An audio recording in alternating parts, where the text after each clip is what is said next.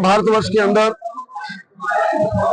तिरंगा यात्राएं निकल रही हैं, उसी के संदर्भ में आज हमीरपुर के अंदर भी एक विशाल तिरंगा यात्रा जो है वो निकाली गई है। इसका मुख्य उद्देश्य जो हमारे सैनिक वीरों ने जिस प्रकार का धैर्य, जिस प्रकार की टेक्निक का प्रयोग करते हुए पाकिस्तान के छक्के छुड़ाए हैं, पाकिस्तान में आतंकवादियों के जो अड्डे हैं उनको ध्वस्त किया है, इस यात्रा के माध्यम से हम उन सब सैनिकों को नमन भी करते हैं और वो सैनिक जिन्होंने इसमें अपनी जान दी है उनको भी उनके आगे भी नतमस्तक होते हुए हम पूरे भारत लोग जो है वो जो विश्वास दिलाना चाहते हैं कि जो भी वर्ग हिमाचल प्रदेश के अंदर, चाहे देश के अंदर है, चाहे वो भारतीय जनता पार्टी है, सैनिक हैं, स्कूलों के बच्चे हैं, सब लोग जो हैं वो तिरंगा यात्रा के माध्यम से अपने सैनिकों के मनोबल को ऊंचा करने का काम करें। क्या बोल सकते हैं, जो कांग्रेस है उसका एजेंडा हमेशा ही हिडन रहा है, छिपा हुआ एजेंडा रहा है। इसमें देश के ऊपर संकट आया है तो हमें इस प्रकार की बातें नहीं करनी चाहिए। क्या तिरंगा यात्रा निकालना कोई पाप है? क्या तिरंगा यात्रा निकालना भारतवर्ष के अंदर कोई बैन है उसके ऊपर? हम अपने जो वीर सैनिक हैं उन्होंने जो प्रदर्शन किया है, हम उस प्रदर्शन के ऊपर सभी इकट्ठे होकर उनके पीछे खड़े हैं, उनके मनोबल को बढ़ाने के लिए ये यात्रा की जा रही है। पूरे देश भर में जो तिरंगा यात्राएं ऑपरेशन सिंदूर के बाद हो रही हैं और हिमाचल प्रदेश में संसदीय क्षेत्र वाइज तिरंगा यात्राएं निकाली जा रही थी। मंडी, आपका कांगड़ा और शिमला में पहले ही तिरंगा यात्रा निकाली जा चुकी हैं और हमीरपुर संसदीय क्षेत्र के जिला हमीरपुर में आज तिरंगा यात्रा निकाली जा रही है।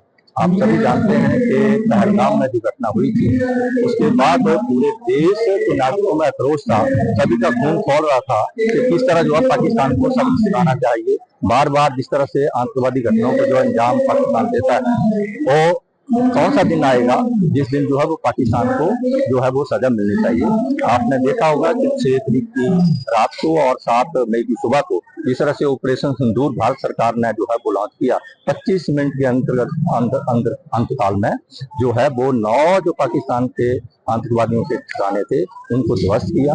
उसके बाद जिस तरह से पाकिस्तान ने रिटेलिएट किया और जो ड्रोन और मिसाइल के माध्यम से भारत की ओर जो है वो हमला करने की कोशिश की।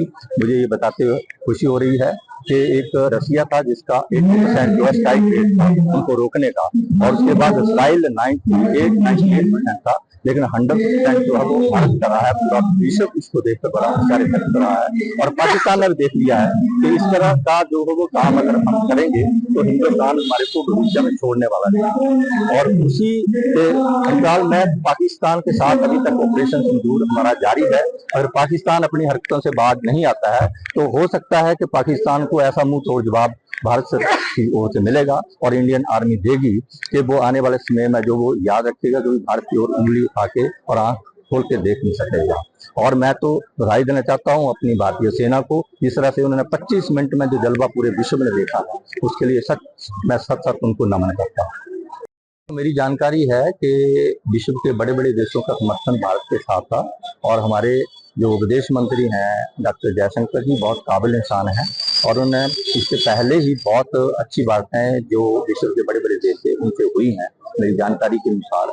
और हमारे जो अंतर्राष्ट्रीय संबंध हैं बड़े देशों के साथ बहुत अच्छे हैं, लेकिन कहने की बात होती है कि यहाँ के हमारी जो विदेश नीति अच्छी नहीं है, बहुत अच्छी तरह से। कभी तो 25 मिनट का ये आपने जलवा देख लिया, अगर कहीं एक दिन भारतीय सेना को मिल जाए तो आपको विदेश नीति का भी और पाकिस्तान को भी। इंडियन आर्मी का अभिनंदन करता हूं जिन्होंने पाकिस्तान को चंद एक मिनट में धूल चटा दी है। पाकिस्तान ने जो हरकत इंडिया के बीच में की है बड़ी दुखद है और उसका खमियाजा उसको भुगतना पड़ा। हमारा पूरा देश आक्रोश में था। 1 या 2 दिन के अंदर हमारी जो हिंदुस्तान की गवर्नमेंट है उसने इसको बदला लेने के लिए जो शॉर्ट नोटिस टाइम रखा था, तो पाकिस्तान ने सोचा था कि शायद हिंदुस्तान हमें इस बार भी माफ कर देगा और हिंदुस्तान ने उसका बदला लेने के लिए देरी नहीं लगाई। हमारी बहनें, हमारी माताएं जिनके सामने हमारे जो भाई थे उनके साथ जो हरकत की है बड़ी निंदनीय है, उसका हम बयान नहीं कर सकते। लेकिन इतना मैं जरूर कहूंगा कि पाकिस्तान को यह पता चल गया है कि अगर दोबारा उसने ये हिम्मत करी तो वो यहाँ से बच के नहीं जाएगा। भी झंडे में उतार दिया गया उसको, और आने वाले टाइम पे जो थोड़ा सा ब्रेक लिया है, इसके बाद अगर उसने थोड़ी सी भी उंगली उठाई तो ये आप मान लो मेरी बात कि वो जीवित नहीं रह सकता, नक्शे से मिट जाएगा। जय हिंद, जय भारत।